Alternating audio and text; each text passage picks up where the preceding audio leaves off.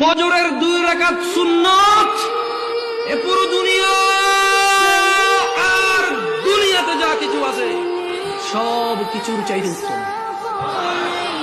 তাহলে যে 2 রাকাত সুন্নত পৃথিবীর চাইতে উত্তম, ওই 2 রাকাতের সুন্নতের পরে যে 2 রাকাত ফরজ রয়েছে, এই ফরজের আল্লাহু আকবার কি দিয়ে মিটাবা?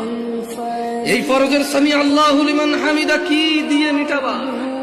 কত টাকার মালিক হয়েছে তুমি নামাজের কাফারা দিবা? যেখানে সুন্নত 2 রাকাতের মূল্য পুরো পৃথিবীর সমস্ত সম্পদ বিক্রি করে যদি একটা স্বর্ণ কিনা হয়, ওই স্বর্ণকে যদি এক পাল্লা রাখা হয়, আর ফজরের 2 রাকাত সুন্নতকে যদি এক পাল্লা রাখা হয়, ফজরের 2 রাকাত সুন্নত ভারী।